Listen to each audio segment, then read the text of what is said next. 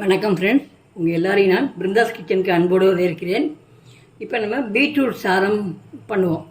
அதுக்கு முன்னாடி நீங்கள் இதான் ஃபஸ்ட் டைம் பார்க்குறீங்கன்னாக்கா என் சேனலை சப்ஸ்கிரைப் பண்ணி வச்சுங்க, இதோட பெல் ஐக்கானையும் கிளிக் பண்ணி வச்சுங்க. வாங்க வீடியோக்குள்ளே போகலாம். இப்போ நான் சட்டியில் அடுப்பில் சட்டி வச்சு ஒரு ஸ்பூன் எண்ணெய் விட்டுருக்கேன். நான் காயட்டும். இப்போ கொஞ்சமாக 1/4 ஸ்பூன் கடுகு, 1/4 ஸ்பூன் உளுத்தம்பருப்பு போடலாம். வெடிச்சிட்டு கருவேப்பிலை போடலாம். கருவேப்பிலை ஒரு பச்சை மிளகாய் நறுக்கிட்டுருக்கேன், அதையும் போடலாம். கொஞ்சம் இஞ்சி துண்டு பொடிசாக நறுக்கிட்டுருக்கேன், அதுவும் போடலாம். ஒரு 10 பூண்டு பல்க அதையும் பொடிசாக நறுக்கிட்டுருக்கேன், அதையும் போடலாம். அப்புறம் ஒரு பெரிய வெங்காயம் பொடிசாக நறுக்கிருக்கேன். இதை எல்லாத்தையும் போட்டு நல்லா வதக்கி விடலாம்.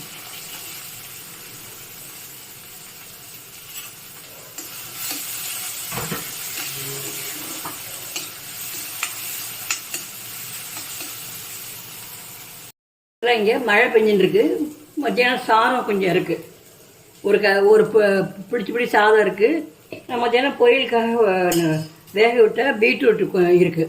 அதை நான் துருவி வச்சுருக்கேன், வேக விட்டது தான். இப்போ இதையும் போட்டு நல்லா வதக்கலாம். இப்போ சாதம் வெறும் சாப்பிட்றதுக்கு பிடிக்கல, அதனால் இந்த மாதிரி கொஞ்சம் டிஃப்ரெண்ட்டாக செஞ்சு சாப்பிட்டா நல்லாயிருக்குன்ட்டு அந்த மாதிரி பண்ணியிருக்கேன் நான். இதெல்லாம் எல்லோரும் வீட்டில் சாப்பிட்ருவாங்க. இப்போ அதுக்கு தேவையான அளவு உப்பை போடலாம். இப்போ இந்த சாதம் தேவையான அளவு உப்பையும் போட்டுடலாம்.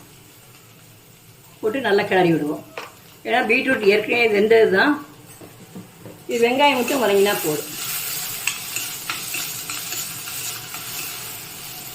இப்போ இதை மூடி போட்டு வதக்கலாம். இப்போ நம்ம திறந்து பார்க்கலாம்.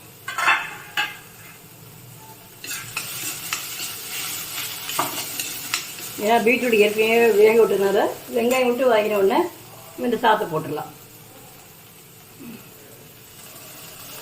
ஏன்னா சாதம் யாரும் சாப்பிட்றதுக்கு கொஞ்சம் தயங்குவாங்க.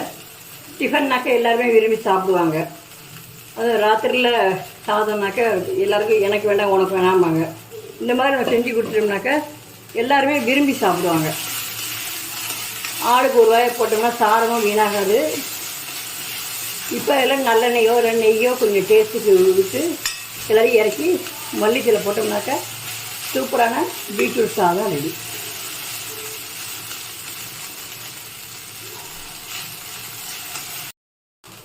இதில் ஒரு ஸ்பூன் நல்லெண்ணெய் விடலாம்.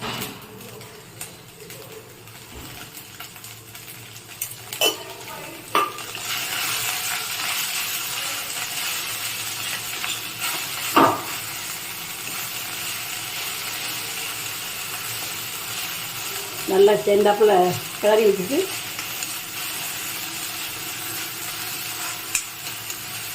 நம்ம அடுப்பை அணைச்சிடலாம். ஒரு நிமிஷம் வச்சுருந்து